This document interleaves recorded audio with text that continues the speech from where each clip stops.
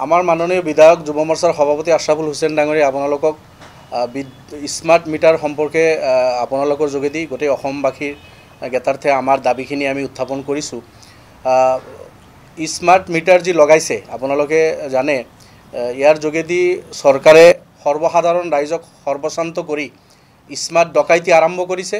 তুৰন্ত এইটো বন্ধ হ'ব লাগে, এইটো আমাৰ দাবী। আৰু জবৰদস্তি স্মাৰ্ট মিটাৰ লগাই মানুহক সৰ্বশান্ত কৰিব নালাগে। কোনো ব্যক্তি যদি 1000 টকা আগত বিল পে' কৰিছিল, সেইজনে এতিয়া 5000 7000 টকাৰ বিল দিও তেখেতৰ একমাহ হোৱা নাই, এনেকুৱা অৱস্থা হৈছে। বহুতে প্ৰতিবাদ কৰিছে, আপোনালোকে দেখিছে গোটেই অসমত বিভিন্ন জিলাত জনগণ ৰাস্তাত ওলাই আহিছে। মই মুখ্যমন্ত্ৰী ডাঙৰীয়া আৰু বিদ্যুৎ মন্ত্ৰী ডাঙৰীয়ানী দুয়োকে মই আহ্বান জনাইছোঁ, আপোনালোকে জনগণৰ এই কণ্ঠ ৰুধিবলৈ চেষ্টা নকৰিব। স্মাৰ্ট মিটাৰত কি ঘোটালা আছে, কি গড়বড়ি আছে, সেইখিনি আপোনালোকে ইনকুৱাৰী কৰক। যেতিয়ালৈকে এইটো সঠিক শুদ্ধ নহ'ব তেতিয়ালৈকে স্মাৰ্ট মিটাৰ লগাবলৈ চেষ্টা নকৰিব।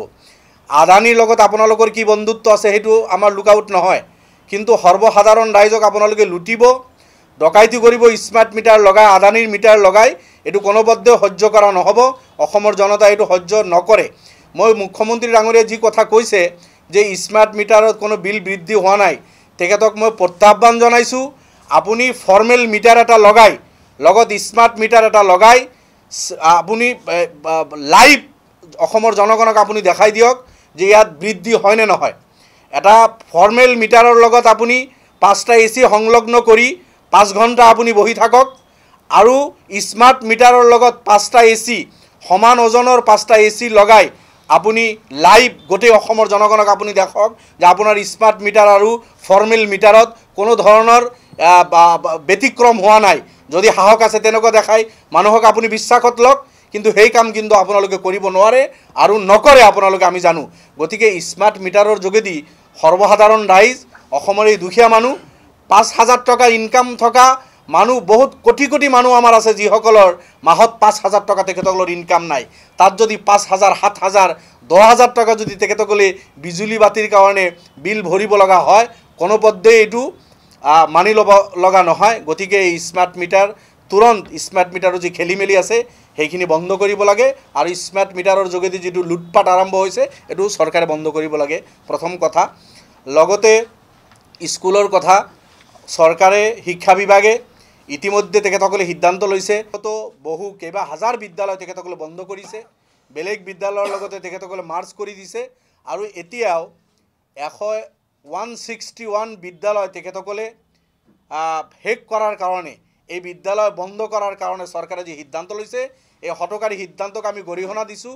অতি সোনকালে শিক্ষা বিভাগ আৰু শিক্ষামন্ত্ৰী ডাঙৰীয়াই এই সিদ্ধান্ত প্ৰত্যাহাৰ কৰিব লাগে। চৰকাৰৰ দায়িত্ব হ'ল বিদ্যালয়সমূহ কেনেকৈ জীয়াই ৰাখিব পাৰে তাৰ কাৰণে প্ৰচেষ্টা হাতত লোৱা। বিদ্যালয় জনগণে পাতি চৰকাৰৰ হাতত তুলি দিছিল, জনগণে পকেটৰ পইচা খৰচ কৰি, পকেটৰ ধন খৰচ কৰি তেখেতসকলে বিদ্যালয় পাতি 15-20 বছৰ ভেঞ্চাৰৰ শিক্ষকসকলে এই বিদ্যালয়সমূহত ছাৰ্ভিচ দি তাৰপিছত বিদ্যালয়সমূহ প্ৰভিন্সিয়েলাইজড হৈছে। এতিয়া এটাৰ পিছত আন এটা মানে শতাধিক হাজাৰৰ অধিক বিদ্যালয় চৰকাৰে বন্ধ কৰাৰ যি পৰিকল্পনা হাতত লৈছে, এই পৰিকল্পনাক আমি কণ্ডেম কৰিছোঁ, আৰু চৰকাৰে ইয়াৰ যোগেদি প্ৰাইভেটাইজেশ্যন কৰাৰ ফালে যিটো শিক্ষা বিভাগ লৈ গৈ আছে এইটোক আমি গৰিহণা দিছোঁ।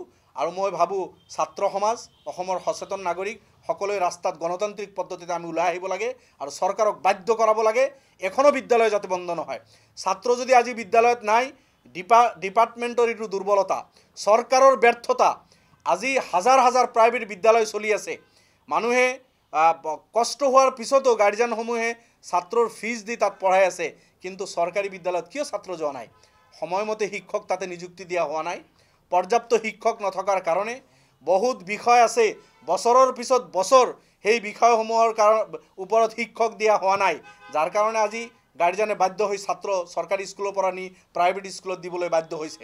আজি যদি গণিতৰ শিক্ষক 5 বছৰ কোনো বিদ্যালয়ত নাথাকে, বিজ্ঞানৰ শিক্ষক যদি 3 বছৰ কোনো বিদ্যালয়ত নাথাকে, ইংলিছ বিষয়, হিন্দী বা অন্যান্য ছাবজেক্টৰ ওপৰত যদি পাৰ্টিকুলাৰ ছাবজেক্টৰ শিক্ষক 2 বছৰ 3 বছৰ নাথাকে, মুখ্যমন্ত্ৰী ডাঙৰীয়া বা কোনোবা মন্ত্ৰী তেখেতৰ ল'ৰা ছোৱালী সেই বিদ্যালয়ত দিব নেকি? কেতিয়াও নিদিয়ে। তো সৰ্বসাধাৰণ ৰাইজো বাধ্য হৈ শিক্ষক নথকাৰ কাৰণে তেখেতসকলৰ ল'ৰা ছোৱালী প্ৰাইভেট বিদ্যালয়ত দিয়াৰ কাৰণে বাধ্য হৈছে। গতিকে চৰকাৰৰ প্ৰতি আমাৰ দাবী থাকিল চৰকাৰী বিদ্যালয়ত পৰ্যাপ্ত পৰিমাণে শিক্ষক দিয়ক, প্ৰত্যেক বিষয়ৰ শিক্ষক থাকিব লাগে।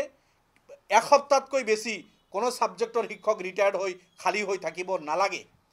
গতিকে তেনেকুৱা ব্যৱস্থা কৰিলে চৰকাৰী বিদ্যালয় ছাত্ৰ তাত খালী নহয়, কম নহয়, তাৰ পৰা নাযায়। গতিকে চৰকাৰে এই ধৰণৰ ব্যৱস্থা নলোৱাৰ কাৰণে আজি বিদ্যালয়ত ছাত্ৰ নাই। গতিকে মই ভাবোঁ এই বন্ধ কৰাৰ যিটো সিদ্ধান্ত, এইটো সিদ্ধান্ত চৰকাৰে প্ৰত্যাহাৰ কৰিব লাগে।